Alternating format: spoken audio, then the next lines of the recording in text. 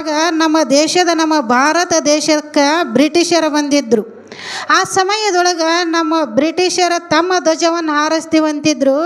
ನಮ್ಮ ಭಾರತ ದೇಶದ ಒಂದು 8 ವರ್ಷದ ಮಗು ಅದು ನನ್ನ ಭಾರತ ದೇಶದ ಧ್ವಜವನ್ನು ನಾನು ಹಾರಿಸ್ತೀನಿ ಅಂತ ಹುಡುಗ ಅದರಿಂದ ಹೋಗಿ ತನ್ನ ಭಾರತ ಧ್ವಜವನ್ನು ಹಾರಿಸಿದ. ಆ ಬ್ರಿಟಿಷರು ಹುಡುಗನಿಗೆ ಗುಂಡು ಹಾಕಿದ್ರು. ಹುಡುಗಗೆ ಗುಂಡು ಹಾಕಿದ್ರು.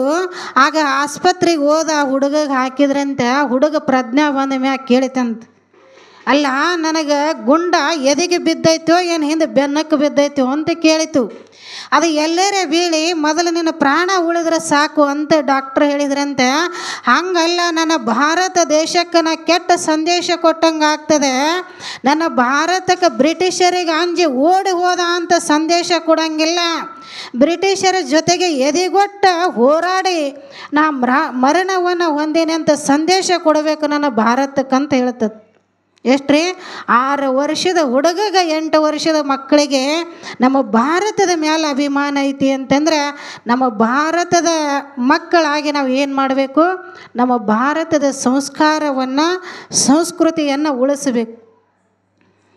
ಯಾಕೆ ಉಳಿಸಬೇಕು ಅಂತ ಕೇಳಿದ್ರೆ, ಒಮ್ಮೆ ಏನಾಗಿತ್ತು, ನಮ್ಮ ದೇಶವನ್ನು ಹೆಂಗದ ಅಂತ ಕೇಳಿದರೆ ಮರಣಕ್ಕೆ ಯಾರೂ ಹೆದರಂಗಿಲ್ಲ. ಯಾಕೆ ಅಂತ ಕೇಳಿದರೆ, ಸಂಗೊಳ್ಳಿ ರಾಯಣ್ಣ ಬ್ರಿಟಿಷರ ಜೊತೆಗೆ ಯುದ್ಧಕ್ಕೆ ಹೋಗುವಾಗ ತಾಯಿ ಒಬ್ಬ ಬಡವ ಹೆಣ್ಣು ಮಗಳ ಗುಡಿಸಲಿನಲ್ಲಿ ಬಂದ ಸಂಗೊಳ್ಳಿ ರಾಯಣ್ಣನಿಗೆ ಆರತಿಯನ್ನು ಎತ್ತಿ ನೀ ಯುದ್ಧದಲ್ಲಿ ಜಯಿಸಿ ಬಾ ಅಂತ ತಿಳ್ಕೊಂಡ ಹೋಗುವಾಗ ತಾಯಿ ಏನು ಮಾಡ್ತಾಳೆ, ಅವಳು ಮನೆ ಒಳಗೆ ಹಾಕಿದೊಂದು ಮಗು ಇತ್ತು, ತಾಯಿ ಮಗು. ಆ ಮಗುವಿಗೆ 2 ಕಣ್ಣು ಇದ್ದಿದ್ದಿಲ್ಲ. 2 ಕಣ್ಣು ಇದ್ದಿದ್ದಿಲ್ಲ. ರಾಯಣ್ಣ ಹೇಳಿದಳಂತೆ, ಏಪ್ಪ ಈ ನನ್ನ ಮಗುವಿಗೆ ನಿನ್ನ ಜೊತೆಗೆ ಕರ್ಕೊಂಡು ಹೋಗೋ ಯುದ್ಧಕ್ಕೆ ಅಲ್ಲು. ಅವನು 2 ಕಣ್ಣಿಲ್ಲಲ್ಲ, ಏನು ಕರ್ಕೊಂಡು ಹೋಗಿ ಏನು ಮಾಡಲಿ ಅಂದ. ಆಗ ತಾಯಿ ಹೇಳಿಲ್ಲಂತ, ನೋಡಪ್ಪ ಅವನು 2 ಕಣ್ಣಿಲ್ಲಂತ ನನಗೂ ಗೊತ್ತೈತಿ, ಯುದ್ಧದೊಳಗೆ ಅವನಿಂದ ಪ್ರಯೋಜನ ಇಲ್ಲಂತೂ ಗೊತ್ತೈತಿ.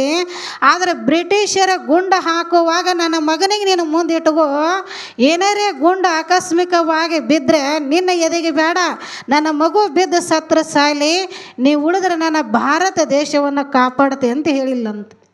ಹಂಗೆ ನಮ್ಮ ದೇಶವನ್ನು ರಕ್ಷಣೆ ಮಾಡಿದವರು, ನಮ್ಮ ದೇಶವನ್ನು ಕಾಪಾಡಿದವರು ಎಷ್ಟೋ ಮಂದಿ ನಮ್ಮ ಭಾರತ ದೇಶದೊಳಗೆ ಆಗಿ ಹೋಗಿದ್ದಾರೆ. ಯಾಕೆ ಆಗಿ ಹೋಗಿದ್ದಾರೆ ಅಂತ ಕೇಳಿದ್ರಿ, ಧರ್ಮ ಭೂಮಿಯಲ್ಲಿ ಅಷ್ಟು ಪ್ರಭಾವ ಐತಿ.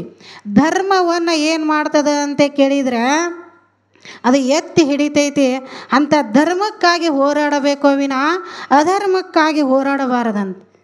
ಅಧರ್ಮಕ್ಕಾಗಿ ಹೋರಾಡೋರು ಏನಾಕೈತ್ರಿ, ಅಪಜಯ ಬರ್ತೈತಿ, ಜಯ ಬರಂಗಿಲ್ಲ. ಹಂಗೆ ಬರಬೇಕಾಗಿತ್ತಂದ್ರೆ ನಾವು ಏನು ಮಾಡಬೇಕು? ಸದಾವ ಕಾಲ ಧರ್ಮ ಪರವಾಗಿಯೇ ನಿಲ್ಲಬೇಕಂತ. ಹಂಗೆ ಒಬ್ಬ ತಾಯಿ ಏನಿದ್ಲು, ದೇಶಭಕ್ತನ ಹೆಂಡತಿ ಆಗಿದ್ಲು. ದೇಶಕ್ಕಾಗಿ ಎಲ್ಲರ ಜೊತೆಗೆ ಹೋರಾಡಿ ನಮ್ಮ ದೇಶವನ್ನು ಉಳಿಸಕ್ಕಂತ ಯುದ್ಧಕ್ಕೆ ಹೋಗಿದ್ದ. ಯುದ್ಧದಲ್ಲಿ ವೀರ ಮರಣವನ್ನು ಅಪ್ಪಿದ್ದ ಸಣ್ಣ ಮಗು, ಅವಳು ವಯಸ್ಸಿನಲ್ಲಿ ಸಣ್ಣವಳು. ಆದರೆ ಅಂಥದ್ರೊಳಗೆ ಧೈರ್ಯವನ್ನು ಗೆಡಲಿಲ್ಲ ಹೆಣ್ಮಗಳು. ಧೈರ್ಯ ಸರ್ವತ್ರ ಸಾಧನ ಅಂತ ಹೇಳಿದ್ದಾರೆ. ಒಂದು ಸಣ್ಣ ಮಗುವಿನನ್ನು ತಗೊಂಡು ನನ್ನ ಪತಿದೇವ ವೀರ ಮರಣವನ್ನು ಹೊಂದಿದಾನ, ಅವನಿಗೆ ಸ್ವರ್ಗ ಪ್ರಾಪ್ತಿ ಆಗೈತಿ, ನಾ ಕಣ್ಣೀರು ಹಾಕಬಾರದಂತೆ ಹೆಣ್ಮಗಳ ಧೈರ್ಯದಿಂದ ಪ್ರಪಂಚದೊಳಗೆ ನುಗ್ಗಿ ಈ ಬಂದ ಕಷ್ಟ ನಷ್ಟಗಳೆಲ್ಲ ಸಹನ ಮಾಡಿಕೊಂಡು ಮಂದಿ ಮನೆಯ ಕೂಲಿ ಕೆಲಸ ಮಾಡಿ ಮಗನಿಗೆ ಏನು ಮಾಡಿಲ್ಲ, ವಿದ್ಯಾಭ್ಯಾಸವನ್ನು ಮಾಡಿಸಿ ನನ್ನ ಮಗನ ದೇಶಭಕ್ತನನ್ನಾಗಿ ಮಾಡಬೇಕಂತ ಭಾಳ ಕನಸು ಕಟ್ಟಿದ್ಲು. ಆ ಕನಸನ್ನು ಮಗ ಏನು ಮಾಡಿದ ಅಂತ ಕೇಳಿದರೆ, ತಾಯಿಯ ಕನಸನ್ನು ಈಡೇರಿಸಲಿಲ್ಲ. ಅವ ಏನು ಮಾಡಾಕತ್ತ, ಕಲ್ಕೊಂತ ಹೋಗಿ ಸಂಘ ಏನು ಮಾಡ್ತದೆ ನೋಡ್ರಿ. ಸಂಘ ಚಲೋ ಸಂಘ ಇತ್ತು ಅಂದರೆ ಮನುಷ್ಯನಿಗೆ ಪರಿವರ್ತನೆ ಮಾಡ್ತದೆ. ಕೆಟ್ಟವರ ಸಂಘ ಇತ್ತು ಅಂತಂದರೆ ಏನು ಮಾಡ್ತದೆ, ನಮ್ಮನ್ನು ಹಾಳು ಮಾಡಕ್ಕೆ ಹಚ್ತದೆ.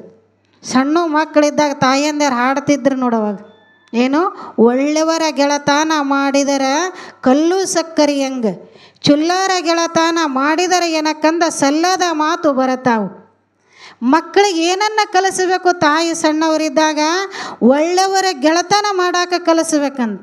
ಒಳ್ಳೆಯವರ ಗೆಳತನ ಕಲ್ಲು ಸಕ್ಕರೆ ಹೆಂಗ ಚುಲ್ಲರ ಗೆಳತನ ಮಾಡಿದರೆ ಸಲ್ಲದ ಮಾತು ಬರತಾವಂತ.